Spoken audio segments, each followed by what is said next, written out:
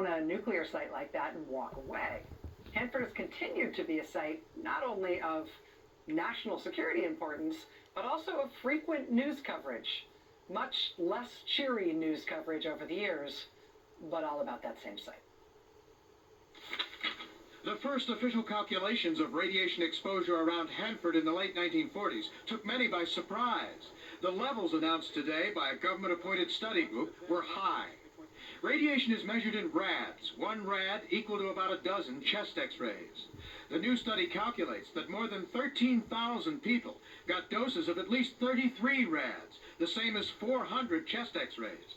And a small number of infants may have gotten doses up to 2,900 rads to their thyroids, mostly from drinking the milk of cattle grazing on radioactive grasses. The government limits nuclear power workers to less than 1 rad exposure a year, limits weapons workers to 5 rads. The Chernobyl nuclear accident in the Soviet Union exposed many to 1,500 rads, but that's still only half as much as the 2,900 rad exposures around Hanford. UCLA radiation specialist Dr. Robert Gale, who treated Chernobyl victims, worries about Hanford. So one may expect now or in the future to see thyroid abnormalities and very likely thyroid cancers. Tom Bailey farms downwind of Hanford. Many of his relatives have had cancer over the years. Today he was angry at the polluters. Well, who the hell do they think they are? That was from 1990, not long after Hanford stopped operating as a nuclear production facility and the country started contemplating the seriousness of the contamination problem there. It was not just cows grazing on radioactive grasses over the years. It's been radioactive bunnies and radioactive tumbleweeds, and ultimately the revelation that it was tens of millions of leaking radioactive waste. Over Hanford's 40-plus years in business, that facility produced nearly 2/3 of the plutonium that was used to build our American arsenal of nuclear weapons. It also created a massive 580 square mile site that is believed to be the most contaminated radioactive site in the Western Hemisphere. You might remember last week we talked about that sort of insane drone footage that we got. Video footage that we got of the drone hitting Chernobyl. Russia crashed what appears to have been a drone carrying explosives into the big concrete and steel cocoon, the big sarcophagus that encases the destroyed nuclear reactor at Chernobyl from that radioactive site in Ukraine in the former Soviet Union.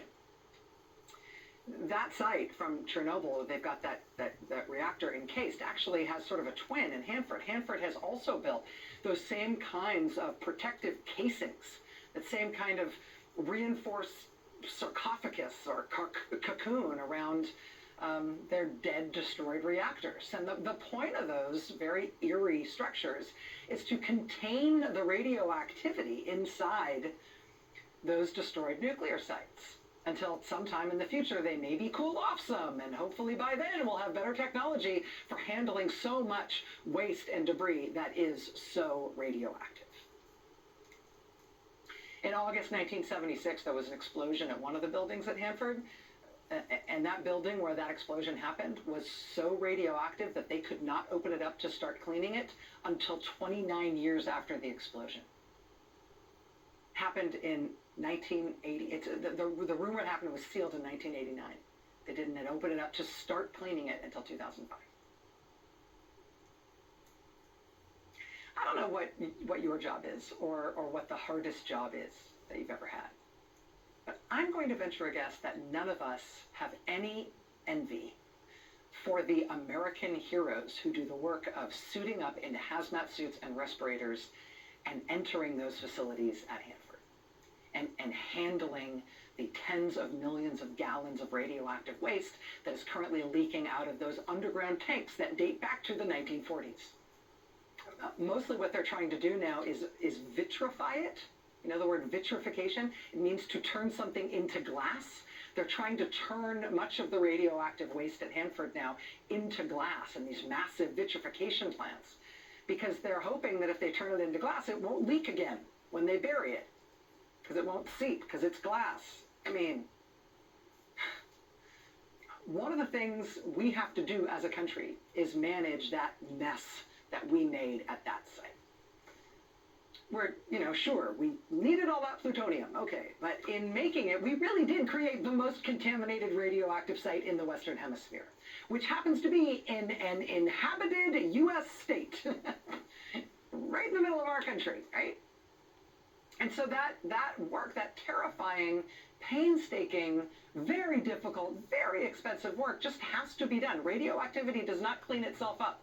And if you leave it alone, it has a way of following you home. Donald Trump just fired the people who do that work.